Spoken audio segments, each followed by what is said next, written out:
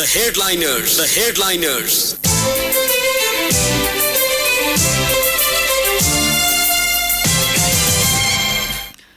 नमस्कार श्रोता, रेडियो कान्तिपुरको नियमित कार्यक्रम द हेडलाइनर्स लिएर आज म अनिल बोगटी उपस्थित भएको छु। कार्यक्रममा आज हामी स्थानीय तह निर्वाचनमा मध्य प्रदेशमा दलहरूको उपस्थिति तथा समग्र नतिजाका आधारमा गठबन्धनको महत्त्व र यसको भविष्य लगायत विषयमा विश्लेषक तुलानारायण शाहसँग कुराकानी गर्दैछौँ।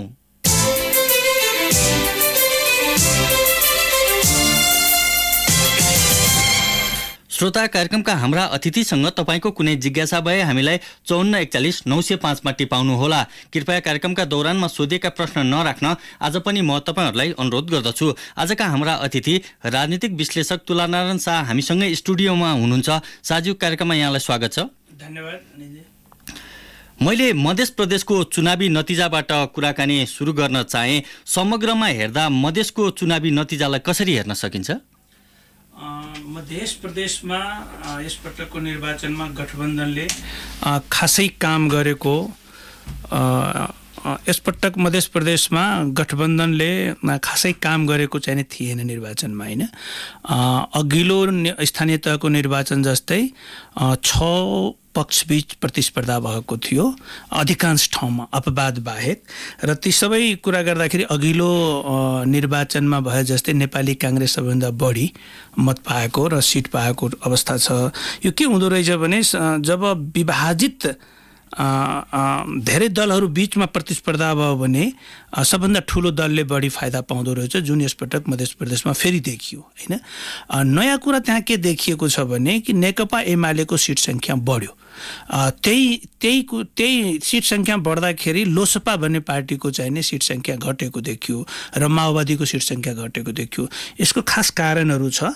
माओवादीले आफ्नो प्रायोरिटी सिफ्ट गर्यो मधेसमा, आफ्नो प्राथमिकतालाई सही रूपमा उसले चाहिँ केन्द्रित गर्न सकेन निर्वाचनको बेला, र चाहिँ नि लोसपा पार्टी चाहिँ नि विभाजनपछि त्यस पार्टीका केही नेताहरू जसपातिर गएको हुनाले र लोसपा पार्टी जसरी निष्क्रियतापूर्वक निर्वाचनमा भाग लिए त्यसका नेताहरू, त्यसको परिणाम हो। समग्रमा यो चाहिँ नि अघिल्लो निर्वाचनभन्दा फरक चाहिँ नि माओवादीको घट्नु र एमालेको बढ्नु नै हो। जस्तो जनता समाजवादी पार्टीले आफूलाई यथावत राखेको अवस्थामा लोकतान्त्रिक समाजवादी पार्टी र माओवादी खस्किएको देखिन्छ मध्य प्रदेशको हकमा। यसलाई हेर्दा कि यो अपेक्षित थियो अथवा अनपेक्षित थियो, के भनेर चाहिँ हामीले व्याख्या गर्न सक्छौँ? माओवादीको हकमा अनपेक्षित लाग्छ यो, होइन। लोसपाको हकमा धेरै ठुलो आश्चर्यको विषय होइन यो, किनभने हिजोको राजपा पार्टी जो थियो त्यो र सङ्घीय समाजवादी फोरम बीच एकता भएपछि जसपा जुन बन्यो, जसपा फेरि विभाजित हुँदाखेरि विगतका राजपा पार्टीका दुईटा ठुला नेताहरू महेन्द्र राय यादव र राजकिशोर यादव जसपातिर बस्नुभयो र 8 जना पालिका प्रमुखहरू पनि लोसपातर्फ नलागेर जसपातर्फै बस्नुभयो। त्यसले गर्दाखेरि नेता र स्थानीय नेता र केन्द्रीय नेता दुवै नेताहरूले आफ्नो पोल सिफ्ट गरेपछि लोसपालाई घाटा हुनु स्वाभाविक थियो। त्यसमा थप एउटा फ्याक्टर के भयो भने कि लोसपा पार्टीका नेताहरू अलिकति सक्रियतापूर्वक यो निर्वाचनलाई उपयोग गर्न चाहेनन्। तर माओवादी किन यति कमजोर भयो मधेसमा, यो महत्त्वपूर्ण कुरो हो। मलाई लाग्छ यसमा छलफल हुनुपर्छ। माओवादीको प्रायोरिटी सिफ्ट भयो मधेसमा। म एउटा उपमहानगरपालिकामा यो नोमिनेसनको बेलामा म त्यहाँ थिएँ। त्यहाँ एकजना ठेकेदार पृष्ठभूमिका मानिस चाहिँ नै स्वतन्त्रमा उम्मेदवारी दिएको थियो र निकै हल्लाखल्ला भइरहेको थियो। बुझ्ने प्रयास गरेँ कि यो मानिस यति धेरै हल्लाखल्ला गर्नु पछाडिको राजनीतिक शक्ति के छ यसको पछाडि। बुझ्दै जाँदाखेरि माओवादी पार्टीले गठबन्धनको कारण हामी तपाईँलाई टिकट दिन सक्दैनौँ, तर जितेर आएपछि हाम्रो पार्टीमा लिन्छौँ भन्नुभयो। मलाई के लाग्छ भने कि मधेसमा माओवादीको जुन आधार क्षेत्र थियो त्यो त्यहाँका गरिब तबकाका जातीय हिसाबले दलित समुदायका मानिसहरू माओवादीको मत दिने आधारहरू थियो। तर त्यसलाई प्राथमिकता नदिएपछि ऊ चाहिने पुँजीपति र अलिकति ठुला धनी मानिसहरूसँग गएपछि माओवादीको आधार क्षेत्र खस्केको हो। अर्को विभाजनपछि नेकपा पार्टीको विभाजन भएपछि माओवादीतर्फका ठुला नेताहरू एमालेतर्फ लागेको कारण पनि माओवादीको हार भएको हो। यो दुईटा कारण मलाई लाग्छ प्रमुख कारण हो। अर्को चाहिँ नि मधेसमा यसपटक एउटा नयाँ कुरा के भयो भने जनमत पार्टी चाहिँ नि एकदम भनौँ न एउटा चाहिँ नि तपाईँको सक्रियतापूर्वक निर्वाचनमा भाग लियो र अत्यन्त सकारात्मक परिणाम पाएको छ र यसले चाहिँ जुन पार्टीको पहिलो पटक निर्वाचन लडेको छ र त्यसले त्यसरी चाहिँ समाजलाई एक प्रकारले समाजमा एउटा कम्पन ल्याउन सफल भएको छ, जहाँनिर चाहिँ 5 वटा 6 वटा 10 वटा 12 वटा निर्वाचन लडेका पार्टीहरूसँग प्रतिस्पर्धा गरेर मलाई लाग्छ मध्य प्रदेशमा जनमत पार्टी एउटा नयाँ शक्तिको रूपमा आफ्नो उपस्थिति देखाएको छ। यो पनि एउटा नयाँ कुरा हो कि जस्तो लाग्छ मधेसको राजनीति। अब जनमत पार्टीको कुरा गर्नुभयो तपाईँले, सीके राउत नेतृत्वको उक्त पार्टीले जितेको भनेको 2वटा पालिकामा हो, सप्तरीको हनुमान नगर कंकालिनी नगरपालिका र बलान बिहुल गाउँपालिकामा जितेको छ। यही आधारमा सीके राउतको पार्टी अब कसरी अगाडि बढ्न सक्छ भन्ने अनुमान गर्न सकिन्छ? हेर्नु, सीके राउतको बारेमा म सुरुदेखि के भन्दै आएको छु भने कि सीके राउतको मधेसमा उहाँको व्यक्तित्वले, उहाँले शिक्षा जुन पाउनु भएको छ र जसरी उहाँ अमेरिकाको आफ्नो जागिर आकर्षक जागिर छोडेर मधेसमा राजनीति गर्न आउनुभएको छ, उहाँको यी कुराहरूले गर्दाखेरि मधेसी समाजमा एउटा आशाको एउटा चाहिँ भनौँ न भरोसा चाहिँ जगाइदिएको छ समाजमा। यसले केही गर्छ भन्ने कुराको आम मानिसमा तपाईँ त्यो पाउन सक्नुहुन्छ। पहिलो निर्वाचनमा जुन किसिमको परिणाम जनमत पार्टीको पक्षमा आएको छ र म 10-12 दिन निर्वाचन पछि पनि 8 दिनसम्म चाहिँ म त्यहाँ सप्तरीको गाउँहरूमा घुमेको थिएँ। जुन प्रकारको उहाँको पार्टीप्रति मान्छेहरूको आकर्षण र प्रतिक्रियाहरू मैले सुने, त्यो हिसाबले र अरू ठाउँमा पनि जुन किसिमको परिणाम आयो, त्यसले मैले के भन्दैछु भने यो एउटा नयाँ शक्तिको रूपमा आफ्नो उपस्थिति दर्ज गराएको छ मधेसमा। अहिले यो सङ्ख्यात्मक रूपमा धेरै ठुलो शक्ति देखिँदैन, तर कुनै बेला त अन्य दलहरू पनि सङ्ख्यात्मक रूपमा एकदम कम थियो हैन। तर समाजमा उसको बारेको जुन धारणा छ, एउटा आशाको किरण जुन मानिसहरूले त्यसमा देख्दैछ, एउटा भरोसा जुन गर्दैछ कि यसले सामाजिक रूपान्तरणमा केही काम गर्छ, त्यो हिसाबले मैले के भन्दैछु भने यो नयाँ शक्तिको रूपमा उदाउँदैछ मधेसमा हैन। र एउटा फरक के छ भने अरू पार्टीको नेताहरू राजनीति गरिरहेछन् तर उसको स्पष्ट रोड म्याप देखिँदैन मधेसमा सामाजिक रूपान्तरणको, शासन सत्ता सञ्चालनको। सीके राउतको पार्टी र उसका जुन त्यो पार्टीको जुन नेताहरू छन्, उहाँहरूको चाहिने आफ्नो भयभरको र राम्रो आकर्षक जागिर छोडेर यो पार्टीमा लागेपछि उहाँहरूको एउटा रोड म्याप चाहिँ स्पष्ट देखिन्छ। त्यसैले मलाई लाग्छ अहिलेको भोटिङ बिहेभियर जसरी परिवर्तन भएको छ समाजमा, त्यसमा चाहिने परिवर्तन हुँदैछ। त्यसमा चाहिने सीके राउतको आगामी दिनमा सीके राउतको राजनीतिलाई नजरअन्दाज गर्ने कुनै आधारमा देखिराखेको छैन। यति मात्रै भनौँ अहिले। अब मैले मधेसपछि समग्र चुनावी गठबन्धनबारे कुरा गर्न चाहे, नतिजाका हिसाबले सत्तारूढ दलको गठबन्धन कति सफल कति असफल?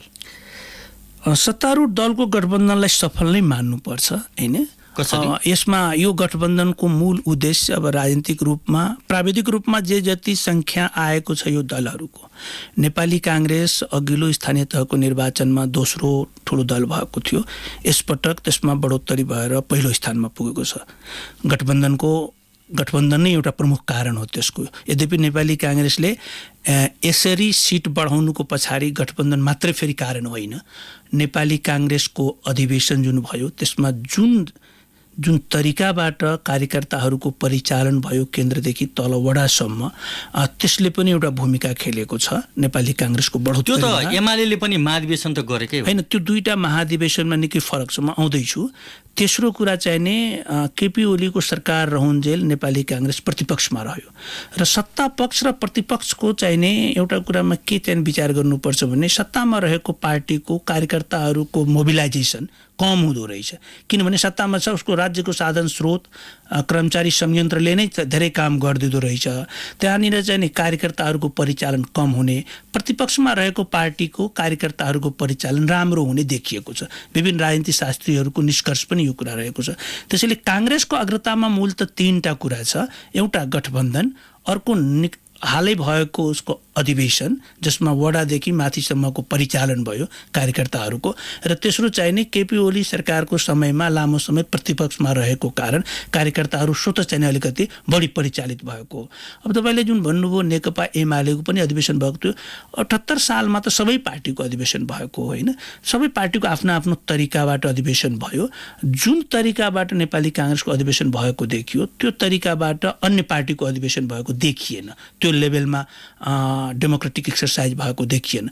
त्यसैले गठबन्धनको तपाईँको जुन मूल प्रश्न छ कि गठबन्धनले के गर्यो भन्दाखेरि, गठबन्धनमा भएका दलहरूमा जो सबैभन्दा ठुलो दल छ नेपाली काङ्ग्रेस, उसले बढी फाइदा पायो। माओवादीको बारेमा अनेकौं टिका टिप्पणी भइरहेको थियो, माओवादीको नेपाली राजनीतिमा औचित्य नै समाप्त भयो। यो गठबन्धनले, यो निर्वाचनको परिणामले माओवादीको औचित्य समाप्त भएको छैन भन्ने देखायो।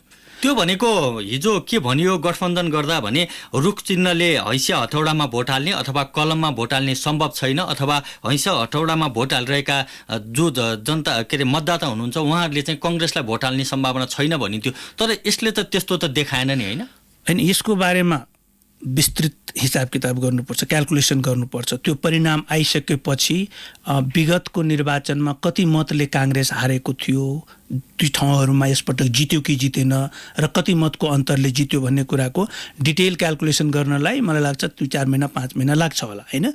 भोट ट्रान्सफर भयो कि भएन एउटा महत्त्वपूर्ण विषय थियो गठबन्धनको राजनीतिमा, खास गरी चुनावी गठबन्धनको राजनीतिमा महत्त्वपूर्ण कुरा नै यही हो कि जोसँग गठबन्धन गरे पनि भोट ट्रान्सफर हुन्छ कि हुँदैन। यसको बारेमा नेपालमा धेरै ठुलो तथ्याङ्क, हामीसँग पुरानो तथ्याङ्कहरू छैन। 2015 साल 48, 51, 56, 64, 70, 74 सालमा भएको निर्वाचनहरूमध्ये 2074 को संसदीय र प्रदेशको निर्वाचनमा मात्रै गठबन्धन भएको थियो राष्ट्रव्यापी रूपमा, होइन? त्यो गठबन्धन कस्तो खालको थियो भने वाम बीचको गठबन्धन, मधेसी दल बीचको गठबन्धन भएको थियो। त्यो गठबन्धन एकदम राम्रो काम गरेको थियो, वर्केबल एलायन्स थियो त्यो। त्यहाँ भोट एकदम राम्रोसँग ट्रान्सफर भएको थियो र दुवै गठबन्धनले राम्रो नतिजा ल्याएको कारण नेपाली काङ्ग्रेस सबैभन्दा कमजोर शक्ति भएको थियो। यसपटकको गठबन्धन के हो भने माओवादीको पनि, एमालेको एउटा टुक्रा पनि र मधेसी दल पनि र काङ्ग्रेसको बीचको गठबन्धन भएको थियो। त्यसैले यो गठबन्धनमा भोट ट्रान्सफर कति भयो भन्ने कुराको यकिन अहिले भन्न सकिँदैन, होइन? तर केही न केही अवश्य भएको छ भन्ने कुरा चाहिँ भन्न सकिन्छ, किनभने ठुला दलहरूले त फाइदा पाएको छ। नेपाली काङ्ग्रेस पनि लाभान्वित भएको छ, माओवादी पार्टी पनि लाभान्वित भएको छ। त्यसले गर्दाखेरि यो गठबन्धन कामै नगरेको भन्न मिल्दैन। तर कति प्रतिशत भोट ट्रान्सफर भयो र अघिल्लो गठबन्धनभन्दा यो गठबन्धन राम्रो कि अघिल्लो गठबन्धनमा बढी भोट ट्रान्सफर भएको हो भन्ने कुराको हिसाब किताब गर्नको लागि हामीसँग डिटेल वर्कआउट चाहिन्छ। तपाईँ यसो भन्दै हुनुहुन्छ काङ्ग्रेस र माओवादीले यो गठबन्धनबाट निकै धेरै फाइदा लिए, अन्य पार्टीहरू जो सत्ता साझेदारीमा हुनुहुन्थ्यो, गठबन्धनमा हुनुहुन्थ्यो, उहाँहरूले चाहिँ केही लाभ चाहिँ प्राप्त गर्नुभयो, जस्तो जसपा र एकीकृत समाजवादी? ठुलो पार्टी गठबन्धनमा ठुलो पार्टीले सबभन्दा बढी फाइदा लिने हो, किनभने उसलाई थोरै मतको अन्तरमा हारजित भएको हुन्छ। के भएको, अघिल्लो निर्वाचनमा नेकपा एमाले पहिलो भएको थियो, नेपाली काङ्ग्रेस दोस्रो भएको थियो, अधिकांश ठाउँमा प्रतिस्पर्धी थिए, त्यहाँ थोरै मतले नेपाली काङ्ग्रेस यसपटक अगाडि बढेको। सो यो गठबन्धनको सन्देश के हो भने ठुला दलले फाइदा लिए, बढी फाइदा लिए, साना दलहरूले जीवन्तता पाए, होइन? जो एकदम नयाँ दल थियो उसले पनि आफूलाई चाहिँ आफ्नो अस्तित्व जोगाउन सफल भएको। यो गठबन्धनको यही 3टा सन्देश त हो नि। अर्को भनेको चाहिँ अब माओवादी चाहिँ राष्ट्रिय राजनीतिमा एउटा निर्णायक शक्ति बन्यो भन्ने कुरा भन्नका लागि चाहिँ धक मान्नुपर्ने अवस्था चाहिँ छैन, होइन? माओवादीको 2064 सालको निर्वाचन यता माओवादी निर्वाचनको राजनीतिमा आएको हो। 2064 सालदेखि अहिलेसम्मको 79 सालसम्मको निर्वाचनहरूको र त्यसपछिको सत्ता राजनीतिमा भएका विभिन्न खेलहरूलाई हेर्दाखेरि नेकपा माओवादी चाहिने राजनीतिलाई स्विङ गरिदिँदो रहेछ। ऊ जता गयो त्यता चाहिँ राजनीति चाहिने जाँदो रहेछ, सत्ता चाहिँ त्यतातिर ढल्किँदो रहेछ। त्यसैले यो निर्णायक खेलाडी पहिला पनि थियो। नेकपा बनेपछि अथवा एमालेसँग एकीकरण भएपछि माओवादीलाई नजरअन्दाज गर्ने प्रयास गरिएको थियो। त्यस्तो खालको अभिव्यक्तिहरू जिम्मेवार नेताबाट आउँदै थिए र नेकपा माओवादी त्यहाँबाट निस्किएर फेरि सत्ता नै परिवर्तन गर्दै र यो निर्वाचनमा चाहिने मतलब नेकपा माओवादी एक्लै चाहिने सत्तामा जान नसक्ला, तर सत्ता जसलाई हाँक्नु छ त्यो नेकपा माओवादीको समर्थन बिना गाह्रो छ भन्ने सन्देश माओवादी नेताहरूले दिएको हो। जस्तो अब यो स्थानीय तहको निर्वाचनमा मधेस केन्द्रित दलहरूले जुन खालको हैसियत बनाएका छन् नि, यो हैसियतलाई हेर्दा आगामी निर्वाचनहरूमा मधेसवादी दलहरू अहिले जसरी छुट्टा छुट्टै गठबन्धनमा रहेर अथवा अलग अलग प्रतिस्पर्धा गरेको अवस्था थियो नि, त्यो अवस्था फेरिने सम्भावना चाहिँ कतिको देख्नुहुन्छ? मैले चाहिँ त्यो एउटा सम्भावना म देख्दैछु, किनभने 2074 सालको स्थानीय तहको निर्वाचनमा यसरी नै 5-6 पक्षबीच प्रतिस्पर्धा भएको थियो हैन। अनि अधिकांश ठाउँको परिणामले के देखाएको थियो मधेसमा भने फोरम जहाँनिर जितेको थियो राजपा त्यहाँनिर प्रतिस्पर्धी थिए, राजपा जहाँनिर जितेको थियो फोरम त्यहाँनिर प्रतिस्पर्धी थिए। माथि पनि पहाडमा पनि 3 पक्षबीच प्रतिस्पर्धा भएको थियो, नेपाली काङ्ग्रेस, नेकपा एमाले र माओवादी बीच। माओवादी र एमालेको बीचमा निकै ठाउँमा प्रतिस्पर्धा भएको थियो। त्यही दुईटा परिणाम पहाड र मधेसको यो परिणामहरू देखेर नै संसदीय निर्वाचनमा र प्रदेशको निर्वाचनमा गठबन्धन भएको थियो। त्यो गठबन्धन निकै राम्रो परिणाम ल्याएको थियो। नेकपा पार्टीलाई वाम गठबन्धनलाई सत्ता नै दिलायो, लगभग 2/3 बहुमत, र मधेसी गठबन्धनलाई चाहिँ प्रदेशमा सरकार दिलायो। मलाई लाग्छ यो परिणामले, अहिलेको परिणामले अबको बहस चाहिने ती पार्टीका नेताहरूले वाम गठबन्धन हुनुपर्छ भन्ने छन्, मधेसमा पनि मधेसी दलहरूको बीचको गठबन्धन हुनुपर्नेछ भन्ने खालको न्यारेटिभ, त्यति खालको डिबेट अगाडि बढ्ला कि जस्तो मलाई लाग्छ हैन। नेताहरू त बहुत स्मार्ट हुन्छ नि त हैन। आम मानिसलाई त एउटा कुनै भावनात्मक नाराले त्यसलाई आफूतिर तान्ने हो, तर उसको मूल उद्देश्य चाहिँ निर्वाचनमा आफ्नो पक्षमा परिणाम ल्याउने र त्यहाँबाट सत्तामा पुग्ने हो हैन। यो परिणामले त्यो देखाएको छ कि अबको नेपाली राजनीतिमा बहस मधेसीहरू बीच गठबन्धन हुनुपर्छ, मधेसमा हुन सक्छ यो बहस, र यता चाहिँ वाम गठबन्धन हुनुपर्छ भन्ने वामपन्थी खेमा बीच यो बहस हुन सक्छ। यो बहसले चाहिँ यो गठबन्धनको भविष्य चाहिँ के हुन्छ भन्ने कुरामा चाहिँ अलि बढी चासो होला मानिसहरूको। अब यो सबै कुरा चाहिँ नै मलाई लाग्छ माओवादीको हातमा छ, माओवादी केन्द्रको हातमा छ, किनभने माओवादी केन्द्र जता जाँदो रहेछ त्यतातिर नै सत्ता त्यतातिर नै हुँदो रहेछ। यस अगाडि चाहिँ नै नेकपा एमालेसँग माओवादीले गठबन्धन गरेको थियो, वाम गठबन्धनको सरकार बनेको थियो। माओवादी केन्द्र नेकपाबाट त्यो एमालेलाई छोडेर नेपाली काङ्ग्रेससँग आएपछि नेपाली काङ्ग्रेस सत्ता बनेको छ हैन, सत्ताको नेतृत्व लिएको छ। आगामी दिनमा गठबन्धन कस्तो बन्ने भन्ने कुरा, एउटा कुरा के निश्चित छ भने गठबन्धन त 2 पोलमा बन्ने हो। नेपाली काङ्ग्रेस एउटा पोलमा रहने हो, अर्कोमा नेकपा एमाले रहने हो। नेपाली काङ्ग्रेस भर्सेस नेकपा एमालेको बीचको ध्रुवीकरणमा माओवादी केन्द्र कता रहने हो, उतैतिर पल्ला भारी हुने हो हैन। नेपालको इतिहासमा एकपटक मात्रै दोस्रो संविधान सभाको निर्वाचन पछि माओवादीलाई घेराबन्दी गर्नको लागि नेपाली काङ्ग्रेस र नेकपा एमालेको गठबन्धन भएको थियो सत्तामा। सुशील कोइराला प्रधानमन्त्री हुनुभएको थियो। त्यसमा पनि प्रचण्डजीले के गर्यो भने माओवादी केन्द्रले मलाई घेराबन्दी गर्ने हो भने म पनि देखाइदिन्छु भनेर संविधान निर्माणमा अलिकति ढिलाइ भयो, अडानहरू उहाँले कस्तै लानुभयो हैन। पछि चाहिँ उहाँले साथ दिनुभयो नि त, काङ्ग्रेस एमालेसँगै माओवादी गइदिएपछि त जुन शक्तिले उहाँलाई घेराबन्दी गरेको थियो त्यो शक्ति नै चित्त पर्यो नि त हैन। सो मलाई लाग्छ माओवादी केन्द्र गठबन्धनको राजनीतिमा माओवादी केन्द्र राष्ट्रिय राजनीतिमा महत्त्वपूर्ण भूमिका खेल्न सक्छ, र मधेसको राजनीतिमा पनि राष्ट्रिय राजनीति जसरी बाटो लिन्छ मधेसमा ध्रुवीकरण वा मधेसमा गठबन्धन त्योभन्दा धेरै फरक हुँदैन। सो यो गठबन्धनको राजनीति चाहिँ बडो पेचिलो हुन्छ र अहिले नै सबै कुरा बन्न गाह्रो छ। मलाई लाग्छ यसको लागि केही दिन हामी पर्खिनुपर्छ होला। अझै अब निर्वाचन आउन त 6 महिना नै बाँकी छ। हजुर हामी ब्रेकतर्फ जानुपर्ने बेला भएको छ, हामी ब्रेक लिन्छौँ। ब्रेकपछि फेरि पनि हामी कुराकानीलाई अगाडि बढाउने नै छौँ।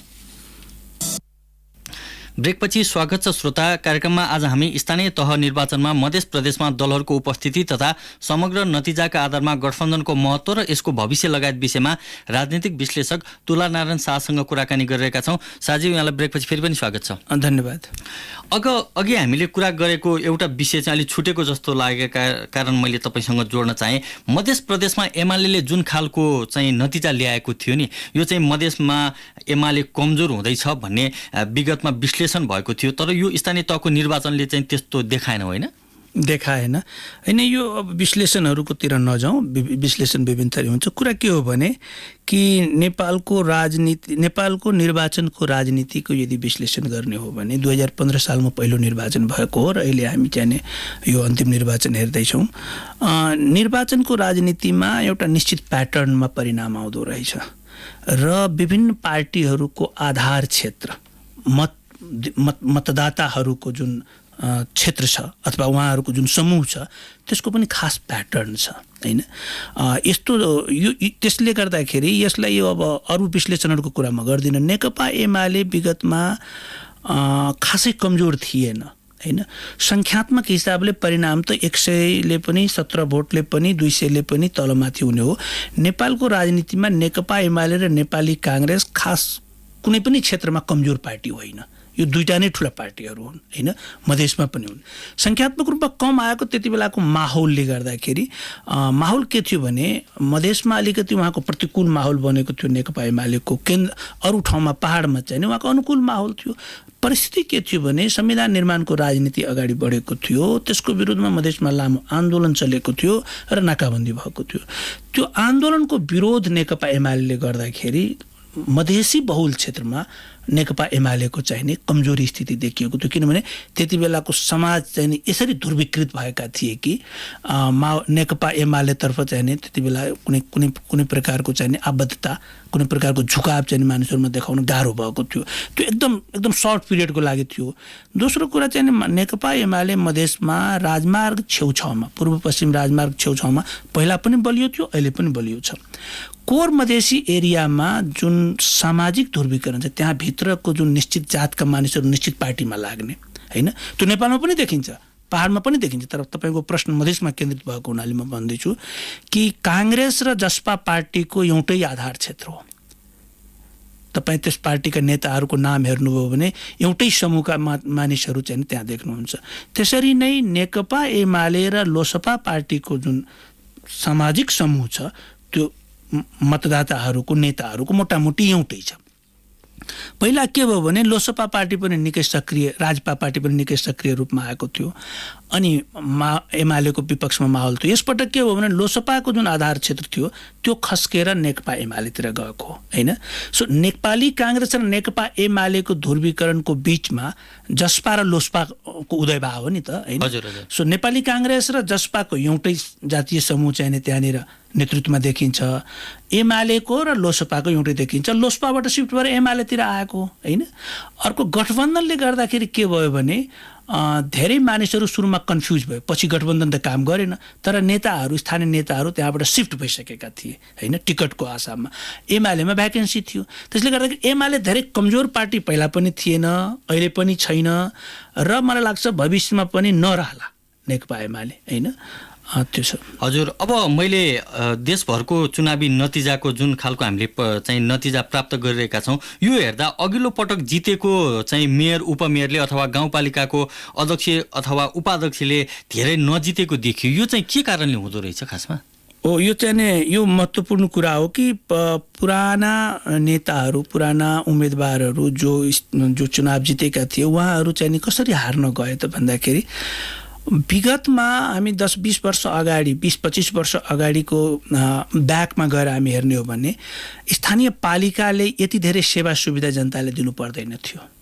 आजको दिनमा स्थानीय सरकारको भूमिका र जिम्मेवारी थपिएको छ, परिवर्तन भएको छ। त्यो अनुसार नेताहरूको र प्रशासनिक संयन्त्रको चाहिने मनोविज्ञान परिवर्तन भएन। हिजोको दिनमा वृद्धा भत्ता लिनको लागि मान्छेलाई पालिका जानु पर्दैन थियो, जन्म दर्ता, मृत्यु घटना दर्ताको लागि पालिका जानु पर्दैन थियो। बीचमा लामो समय स्थानीय सरकार जनप्रतिनिधि विहीन रहे। पछिल्लो 5 वर्षमा पनि यो जुन सेवा सुविधा लिने काम गर्यो जनताहरूले, आम मानिसले, त्यसमा सुधार पाएन, त्यसमा राम्रो राम्रो खालको धारणा बन्न सकेन। म एउटा गाउँमा सप्तरीमा म सोध्दै थिएँ, 4-5 महिना एकजना विधवा महिलालाई 4-5 महिना दौड्नु पर्यो वडा कार्यालयमा आफ्नो श्रीमानको मृत्यु दर्ता गराउनको लागि। सो यो सेवा सुविधा दिने सवालमा यदि जुन जनप्रतिनिधि चुकेको छ, ती जनप्रतिनिधिहरूलाई अबको राजनीतिमा, खास गरी स्थानीय राजनीतिमा कुनै ठाउँ छैन। मलाई लाग्छ यो सुरुको 5 वर्षमा, यो पालिकाको सरकारमा सुरुको 5 वर्षमा धेरै ठाउँमा चाहिने जनतालाई सेवा सुविधा दिने सवालमा जनप्रतिनिधिहरू चुकेको कारण, प्रशासनिक जटिलताहरूको कारण चाहिने आम मानिस त्यसलाई रुचाएन जस्तो एउटा कारण मलाई त्यो लागिरहेछ। जस्तो यो मधेसको देहातको मात्रै समस्या होइन, मुलुकभर नै एक खालको गुनासो भनेको चाहिँ जनप्रतिनिधिहरूले खासै काम गर्न सक्नु भएन भन्ने नै थियो होइन। अनि देहातमा जटिल छ, देहातको समाज जुन छ त्यहाँनिर चाहिँ नि तपाईँको अत्यन्त सामन्ती सोचहरू अवशेषहरू अहिले पनि बाँकी छ। राज्यको उपस्थिति अत्यन्त कमजोर छ। त्यहाँ कुराकानी गर्नलाई पनि जनप्रतिनिधिसँग कुरा गर्नलाई पनि धक मान्ने अवस्था छ। मध्य प्रदेशमा तपाईँले राजमार्ग छेउछाउको पालिकामा गएर हेर्नुभयो भने अलिकति राम्रो चाहिने सेवा सुविधा तपाईँले पाइराखेको देख्नुहुन्छ। तर तपाईँ सीमा क्षेत्रतिरको पालिकाहरूमा जानुभयो भने अहिले पनि त्यहाँनिर चाहिँ निकै नै ठुलो समस्या देख्न सक्नुहुन्छ। अर्को चाहिने मधेसमा के छ भने 20% हाराहारीमा दलित समुदायको जनसङ्ख्या छ मध्य प्रदेशमा, जो कि त्यहाँको सामाजिक रूपमा पनि तल्लो तहमा बसेको छ, आर्थिक रूपमा पनि गरिब छ, साक्षरताको हिसाबले पनि अत्यन्त कम साक्षर समुदाय छन् त्यहाँ। त्यसमा चाहिने राज्यले चाहिने कुनै नयाँ प्रकारले कुनै सुविधाजनक प्रकारले कुनै प्रकारले चाहिने सेवा सुविधा नदिइराखेको अवस्था त्यहाँ देखिन्छ हैन। महिलाहरूको अवस्था त्यस्तै छ त्यहाँको सामाजिक संरचनाले गर्दाखेरि। त्यसले गर्दाखेरि मधेसमा राज्य स्थानीय पालिकाहरूले सही तरिकाले जनमुखी तरिकाले काम गरेको मैले चाहिँ देखेको छैन। त्यो चाहिने एउटा कारण त्यो पनि हुनसक्छ कि अरू बेला होइन तर मत हाल्ने बेलामा नेताप्रतिको धारणा त्यसरी चाहिँ कार्यान्वयन गरेको हुनसक्छ। अब हामी कार्यक्रमको अन्त्यतर्फ आइपुगेका छौँ। मैले दुईजना श्रोताको प्रश्न राख्न चाहेँ। सुनसरी रामधुनीबाट मुक्ति दाहालले सोध्नु भएको छ, दलहरूमा विशेष गरी आफ्नो पार्टी छोडेर अर्को पार्टीमा प्रवेश गर्ने प्रवृत्ति यो स्थानीय तहको निर्वाचनमा पनि देखियो, अलि बढी मधेस केन्द्रित दलहरूमा पनि देखिएको छ। यो भनेको नीति सिद्धान्त र निष्ठा भनेको छैन भन्ने देखाउँछ हो भन्ने आशयको प्रश्न राख्नु भएको छ। यसमा के छ भने यो नेपालमा दलहरू कस्ता कस्ता छन् र दलमा मानिसहरूको आबद्धता कसरी हुन्छ भन्ने प्रश्नसँग जोडिएको कुरा हो यो होइन। नेपालमा खास गरी अब दलहरूको बारेमा विभिन्न विद्वानले लेखेको हिसाबले म भन्दैछु कि 5 प्रकारका दलहरू हुँदो रहेछन् कि एउटा प्रतिनिधिहरू आम सदस्यहरूले प्रतिनिधि छान्ने, प्रतिनिधिले नेता छान्ने, जुन नेपाली काङ्ग्रेस नेकपा एमाले टाइपको दलहरू। एउटा चाहिँ नै एउटै मान्छेको वर्चस्व लामो समयसम्म रहिराख्ने र उसैको छत्रछायामा पार्टी चल्ने त्यस्ता पनि दल हामीसँग छन्। र तेस्रो चाहिँ नि तपाईँको केही सम्भ्रान्तहरू केही ठुला ठुला मानिसहरू मिलेर दल सञ्चालन गर्ने त्यस्तो पनि छ।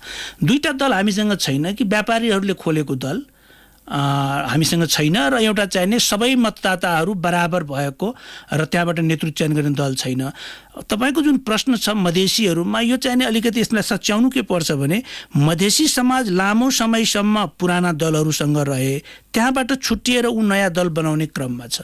जहाँनिर 70 वर्ष 80 वर्षको इतिहास भएको दलबाट छुट्टिएर ऊ 15 वर्ष 10 वर्ष पुरानो अथवा नयाँ दलहरूसँग आबद्ध हुँदैछ। त्यसैले यसमा अलिकति सङ्क्रमणकालीन अस्पष्टताहरू चाहिँ देखिएको छ।